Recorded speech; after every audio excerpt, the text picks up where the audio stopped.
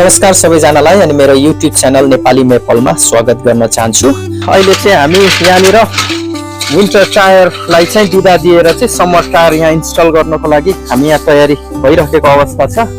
साथै अब विन्टरले गर्दाखेरि कारहरू एकदमै फोहोर भएको अवस्था छ र यसलाई पनि हामी कार वास पनि गर्दैछौँ, सरसफाई गर्दैछौँ र अन्तिममा यो कार वास गरिसकेपछि सरसफाई गरिसकेपछि कस्तो हुन्छ त्यो हेर्न नभुल्नु होला। यसपट्टिको साइडको फेरिसक्यो, अब हामी अर्कोपट्टिको साइडको अब हेर्ने तर्खरमा छौँ। अब यहाँनिर चाहिँ समर टायर र विन्टर टायर चाहिँ अनिवार्य रूपमा समय के अरे सिजन अनुसार फेर्नै पर्छ र विन्टर टायरहरू लगाएर कुदाउन त पाइन्छ, तैपनि तेलहरू बढी कन्ज्युम्सन गर्ने भएको कारणले गर्दा हामी चाहिँ आज चाहिँ यहाँनिर चाहिँ समर टायर चाहिँ अब फेर्दैछौँ यहाँनिर र विन्टर टायरलाई चाहिँ भित्र राख्दैछौँ। र विन्टरमा चाहिँ अनिवार्य रूपमा हामीले विन्टर टायर चाहिँ अब एक्सचेन्ज गर्नै पर्छ र अहिले चाहिँ हामी यहाँ फेर्ने क्रममा छौँ।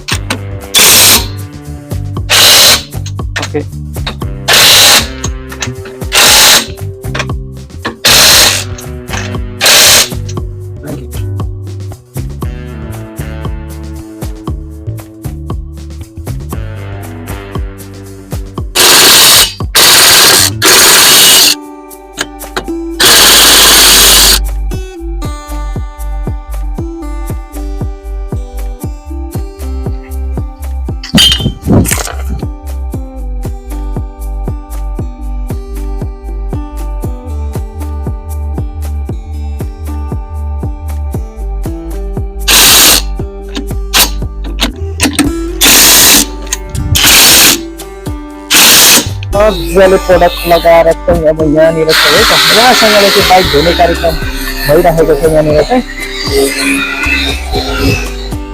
हार्ले डेभिडसनलाई धुँदैछौँ हामी, यहाँनिर सरसफाई गर्दैछौँ।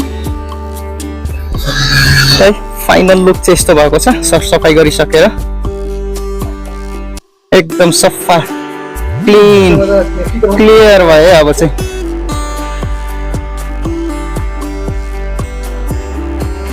यहाँनिर अहिले चाहिँ डटहरू निकाल्नु लागि चाहिँ हल्का वास भइरहेछ, अघि नै स्प्रेहरू लगाएर।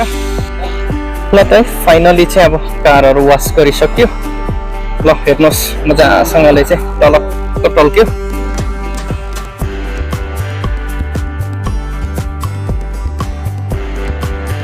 हामी चाहिँ डोरको छेउछेउको रबरहरूलाई पनि सफा गर्दैछौँ। अलिकति लुज बनाउनु लागि अलिक चाम्रो हुँदाखेरि चाहिँ त्यसले काहीँ फुट्ने गर्ने सम्भावना बढी हुँदो रहेछ, त्यो भनेर चाहिँ हामी यसलाई पनि कालो बनाइदिनु, एस्थेटिकली पनि राम्रो देखिने है। अघि कस्तो थियो अहिले कस्तो भयो, दामी भयो। अब चाहिँ टायरहरू पनि कटक्कको कालो। ल त अब चाहिँ मेरो कार धुने पालो आयो। अब म सुरु गर्दैछु मेरो कार धुनको निम्ति चाहिँ। मजासँगले बाहिर घाम लागेको छ अनि गर्मी पनि छैन, एकदम शान्त वातावरण छ, शीतल छ।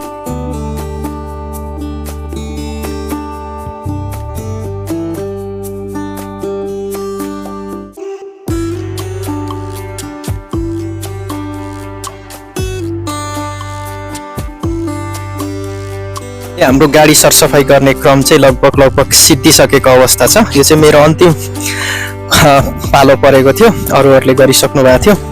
ल त अहिले चाहिँ सनकसिनिक्क भएको अवस्था छ। अब चाहिँ यसरी यता गरिराखेको अवस्था छ। ल गाडीको अवस्था अहिले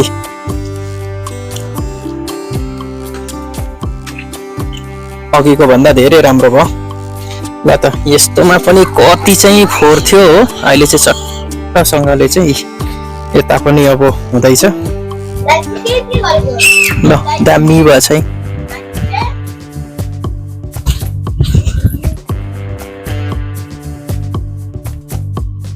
हामी गाडी सफा गर्ने मेरो भान्जी र मेरो छोरालाई चाहिँ दसैँ भएको छ पानी खेल्नु हेर्नु। विशेष गरी मेरो छोरा पानी भनेपछि हुरुक्कै हुन्छ।